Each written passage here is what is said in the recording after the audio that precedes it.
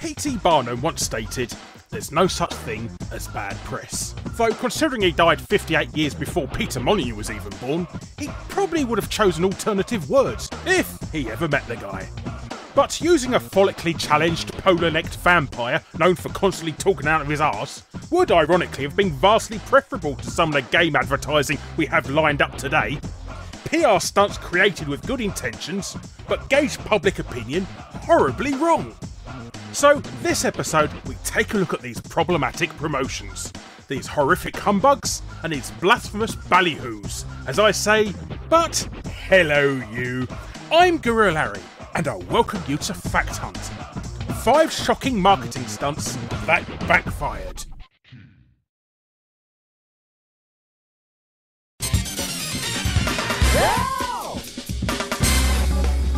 Some ads are of their time, and would be totally unacceptable by today's standards, such as using chimpanzees to advertise tea bags, and gollies to advertise marmalade.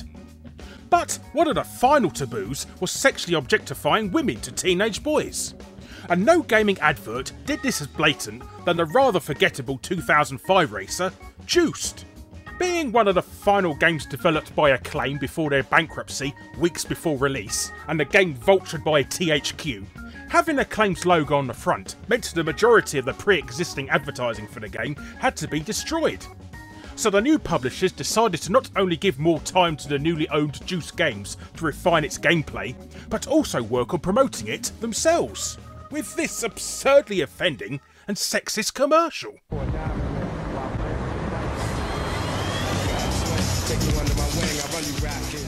Turns out, rude boys like their cars with big spoilers, their hip-hop music bland, and their women hopefully more controllable than the game they're actually playing. Hold up, I haven't even started playing the game yet. In fact, the entire trailer doesn't show off any gameplay whatsoever. So, if magical molestation and customising car parts to such ridiculous lengths that they look like something Jeremy Clarkson would drive after he's crashed it, then Juiced is probably for you.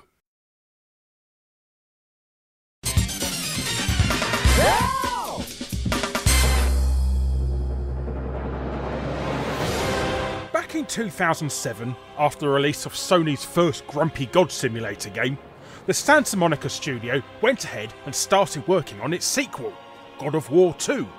And even though Kratos, the main character, is as interesting as Geras, yes, I could do historical culture in this show too, the game not only sold well, but also got almost perfect scores, to the point it's considered by many to be the best game in the whole franchise. So surely it must have had a pretty successful marketing campaign behind it. No! Sony decided, in all their Minerva-like wisdom, to sacrifice a goat. Yes, a goat. An actual, living, breathing goat. Now, this is one of the more well-known offensive marketing stunts on this list, and probably should have taken the top slot. The problem is, it's sort of not true. Did a goat die? Yes. Did Sony do it? No. Snapperazzi Snowflakes, the Daily Mail, claimed that at a press event, guests were invited to reach inside the goat's still warm dead stomach and eat as much offal as possible. Obviously, this was over-exaggerated, and instead guests actually ate a traditional Greek meat soup, served in china bowls direct from caterers. And the goat was quickly shipped off to the butchers at the end of the event. So, if it's any consolation, the goat was going to die anyway. In fact, it was already dead and on the way to the butchers. Sony were just stupid enough to use it to promote a video game. Although, they wouldn't be the first publisher to kill animals for video game promotion. That accolade goes to Shiny Entertainment in the mid-90s, who slaughtered thousands of mezcal worms to promote Earthworm Jim 2.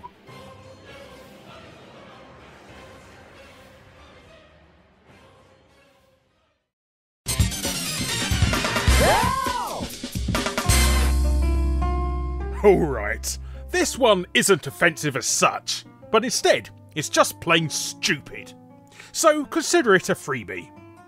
Now, would you look at this cute little baby? Ah. Born 8 pounds and half an ounce, 19.5 inches long, at 8 minutes past 6 in the evening on the 11th of the 11th of the 11th. Does that date ring a bell to you at all? Well, it bloody should do if you're paying attention to the title of this segment. It was the release date of the ridiculously popular Elder Scrolls V Skyrim. To promote the game, Bethesda came up with the following rather silly, no one will ever be that cruel, and, let's be honest, pretty funny marketing campaign. If you have a baby on the same release date as the game and name it Dvarkin, you will win an unspecified Bethesda prize pack. Obviously nobody was going to do it, and all this was an attempt to get into the papers with a slightly risque marketing promotion. Well, turns out stupid Mother of the Universe award winner Jade Griffin was a brainless numpty that changed all of that when she doomed her child to a lifetime of bullying in return for Steam keys for Bethesda's entire catalogue on Steam. Yep, she traded in her son's credibility and entire future, full name Dvarkin Tom Kellermeyer, for video games that most of the time end up being £1 or £2 every year in Steam sales and Humble Bundles. Oh.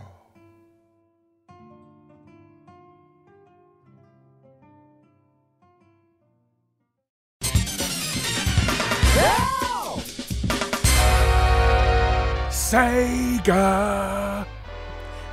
You can't talk about video game marketing without bringing up good old service games. Like the time they used masturbation to promote the Game Gear. Or perhaps slapping that fat bloke from Wolf of Wall Street in the face with a dead squirrel. Again to promote the Game Gear. That poor system never had a chance now, did it? But if you really want the best example of getting under the skin and raising eyebrows from their past, then you'll need to leave the Sega hardware days behind and look at the Nintendo Wii exclusive Mad World. Platinum Games' seminal gory beaten-up loosely based on the Tears for Fears song of the same name. Loosely, it is absolutely not at all. Scrolling way back on Platinum's own blog, it shows that their page was a good place for the hardcore gaming followers to keep up to date with the development of the game. You also had the main Mad World website, and you even had a third site by the name of Mad World TV, which shows two obviously very cheesy hosts glorifying the crazy killing that is seen in the game, which also got a TV ad. But that still wasn't enough.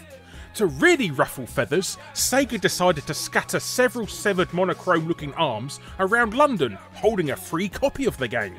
It was a bold move that surprisingly seemed to work, as it got plenty of press from UK newspapers like The Sun, who claimed that the public were sickened by the stunt before reviewing the game and giving it 3 out of 5. Though, according to Sega however, it was a different story. The marketing stunt actually didn't cause that much fuss when it was happening, as Sega's marketing team stood by to monitor reactions and remove the arms if there was any distress.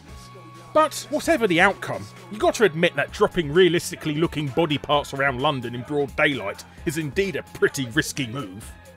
Strangely enough though, Sega wasn't actually the first video game company to try it. And compared to this, in fact I find it kinda funny, the next entry, I find it kinda sad. The dreams in which I'm dying are the best I'd ever had. I find it hard to tell you, I find it hard to take.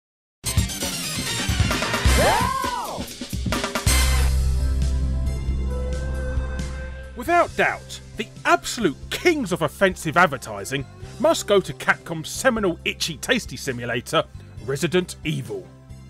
For over 2 decades, the House of Mega Man has managed to completely arse up shocking promotions, such as advertising a bath full of blood across the UK on billboards and in children's magazines, which the Advertising Standards Authority immediately pulled and was sarcastically replaced with a bubble bath and rubber ducks. Filling an entire swimming pool with blood to promote Resident Evil Revelations, then having to immediately cancel the stunt in respect to a recently murdered British soldier.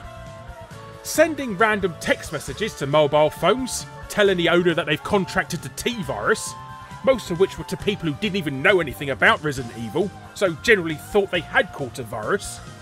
open a butcher's shop that sold human body parts shaped meat to promote Resident Evil 6. And if filling large liquid vessels with plasma and selling human body parts as food wasn't bad enough, televise adverts of a baby being breastfed by a zombie to promote Resident Evil 4. But when it comes to embarrassing backfires and marketing stunts, Resident Evil's biggest foobar has to be when they set up a delightful little game to promote Resident Evil 5, where members of the public search for body parts randomly scattered around London. Does that sound familiar to you? Yes, that's right. Capcom managed to do the exact same marketing stunt in the exact same city a week before Sega did theirs. Anyhow, apparently the Magini, aka what zombies were referred to in Resident Evil 5, have gone through a small part of London, leaving a trail of body parts. To hunt for said ligaments, all you need to do is register your interest by emailing the team at Capcom. Then make your way to Trafalgar Square, where you'll hopefully find these elusive body parts. Arms and legs get you 2 points each, torsos are worth 3 points, and a head is worth a whopping 5. Once you find them all, make your way back to Westminster Bridge, hold the body parts over your head, and scream the words "Kajuju!" and the contestant with the most body parts wins a trip to Africa. So, what went wrong? Well, obviously something was going to, and other than shit scaring everyone at the finishing line, a few days after the competition, Capcom, out of the blue, made a public announcement explaining that some of the body parts were still missing. The body parts are very realistic, and we don't want people being alarmed by them. They've all been taken from their original positions, and we now have no idea where they are. If you have them, please either return them or dispose of them in a responsible and careful manner. In addition, chicken livers were used for added gore, and, uncooked, they can be dangerous. It was kind of Capcom to be concerned about Cockney cannibals receiving salmonella poisoning from consuming said limbs, but as a rule of thumb, if you ever come across decaying body parts in your vicinity, best not to give them a lick, hey.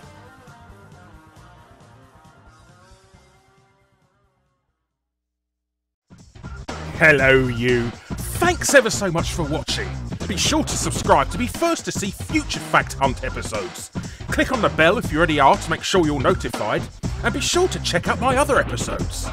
And if you want to be super awesome, check out my Patreon. But thanks again for watching, and I'll be seeing you next time. Ta-ra for now.